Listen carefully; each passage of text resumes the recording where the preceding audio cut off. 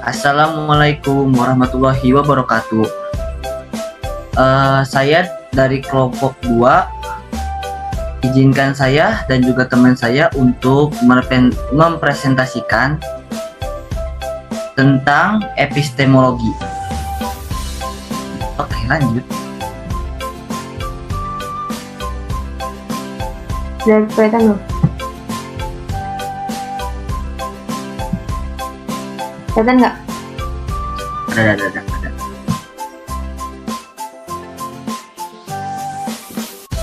Oke. Epistemologi. Pengertian epistemologi. Pengertian epistemologi atau teori pengetahuan adalah cabang filsafat yang membahas tentang hakikat dan ruang lingkup pengetahuan, pengandaian, dan landasannya, serta tanggung jawab atas penyataan tentang pengetahuan ini. Ini ada pengertian epistemologi menurut para ahli. Yang pertama, ada Abdul Munir Mohan. Dia berpendapat bahwa segala macam bentuk aktivitas dan pemikiran manusia yang selalu mempertanyakan dari mana asal-muasal ilmu pengetahuan itu diperoleh. Yang kedua ada Mujamil Komar, bagian ilmu filsafat yang secara khusus mempelajari dan menentukan arah dan kodrat pengetahuan.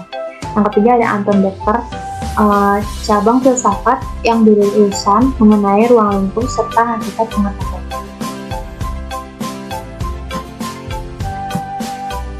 Terus ada pendapat para ahli. Setelah itu ada Ahmad Haris Zubair.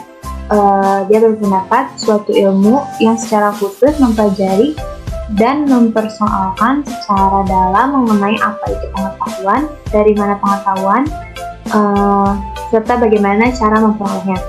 Terus yang terakhir ada Jidun S. Surya Semanti. Itu arah berpikir manusia dalam menemukan dan memperoleh suatu ilmu pengetahuan dengan menggunakan kemampuan. Epistemologi menurut pandangan beragam aliran filsafat dunia. Yang pertama, epistemologi idealisme. Epistemologi idealisme ini meniscayakan kurikulum yang digunakan dalam pendidikan pun lebih fokus pada isi secara objektif, menyediakan beragam pengalaman belajar sebanyak-banyaknya pada subjek didik untuk mampu menggerakkan jiwanya pada ragam realitas yang akan menjadikan cara berpikir dan analisnya terhadap keseluruhan realitas pengalamannya. Pribadi idealisme adalah pribadi yang peka terhadap realitas di sekitarnya, sehingga tidak satupun kejadian yang dilihat dan didengarnya luput dari pikirannya, sedemikian rupa hingga memunculkan kepribadian yang cermat dan tangkas dalam mencerna keseluruhan realitas yang terbangun dari ruang idenya.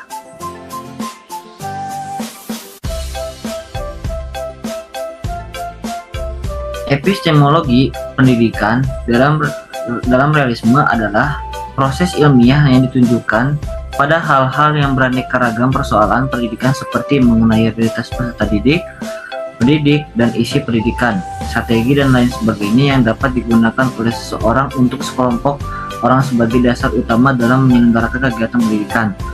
Realisme mengajarkan bahwa menanamkan pengetahuan tertentu kepada anak yang sedang tumbuh dan berkembang merupakan tugas paling penting di sekolah. Oleh karena itu, inisiatif dalam penerapannya terletak pada guru sebagai pengalihan warisan, bukan pada siswa. Guru yang selalu memutuskan ke arah mana subjek didik mau diarahkan dan apa saja subjek materi yang mesti mereka pelajari di dalam kelas. Epistemologi pragmatisme. Menurut kaum pragmatisme, tidaklah dikatakan pengetahuan jika tidak membawa pada perubahan bagi kehidupan manusia.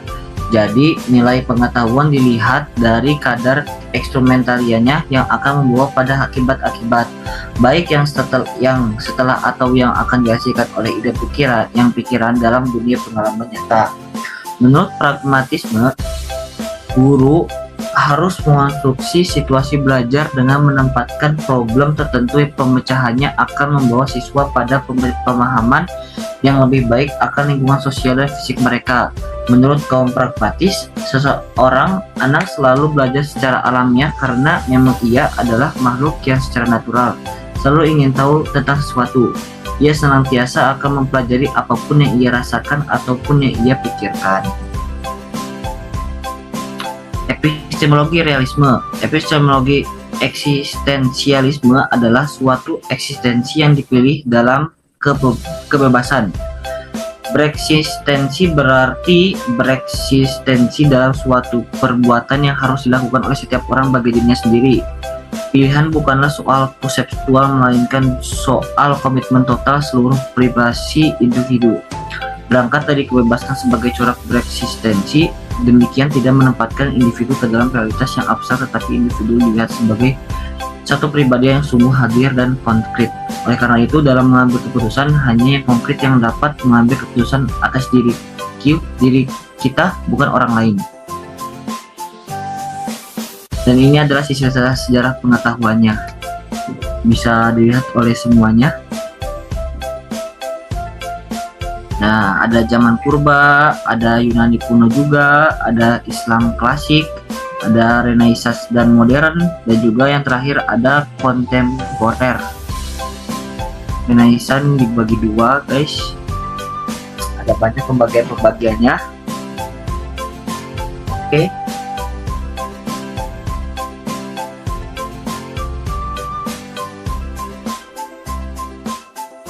Kita lanjut, guys. Oke.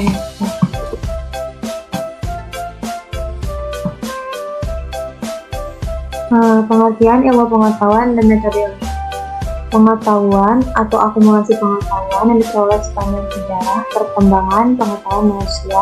Ilmu pengetahuan sebagai proses yang diserap oleh logika, penalaran dasar dan penalaran motif untuk menjelaskan gejala dan diuji secara empiris sehingga bersifat terbuka.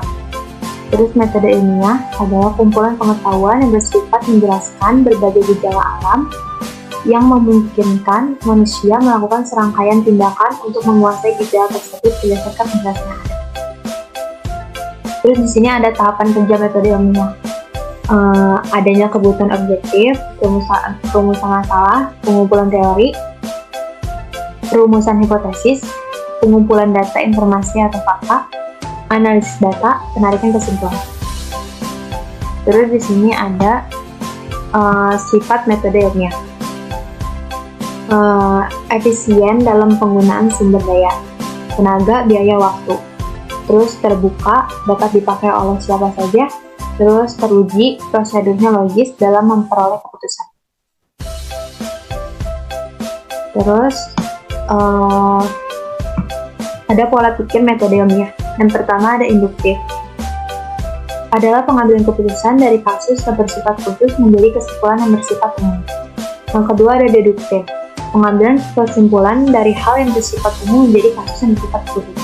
Kesimpulannya, metode ilmiah berperan sebagai rangka, terutama dalam penelitian, dan ilmu pengetahuan adalah daya pengenalan serta hasil pengalaman melalui persepsi tentang apa yang dipandang sebagai fakta, evidensi, kebenaran, dan kewajiban yang dipelihara dan diteruskan oleh peradaban. Ini ada struktur metode ilmiah. Yang pertama adalah objek sebenarnya, terbagi menjadi dua, objek material dan objek formal. Terus ada bentuk-bentuk pernyataan, seperti persepsi, rekonstruksi historis, deskripsi, eksposisi pola. Terus ada ragam posisi, kayak kaidah ilmiah atau hukum, teori ilmiah, arus ilmiah atau prinsip. Terus ini ada lanjutan dari strukturnya, ada ciri pokok, seperti rasionalitas, objektivitas, variabilitas, keumuman, komunalitas. Terus ada pembagian sistematis atau pengetahuan ilmiah atau ilmu dibagi secara sistematis dan diperinci lebih lanjut yang merupakan isi substansi dari ilmu. Sekian dari kelompok kami. Sekian dari kelompok kami. Itu saja yang bisa kami sampaikan. Apabila ada kesalahan kata, kami meminta maaf. Tutup dengan doa. Wassalamualaikum warahmatullahi wabarakatuh. Waalaikumsalam warahmatullahi wabarakatuh.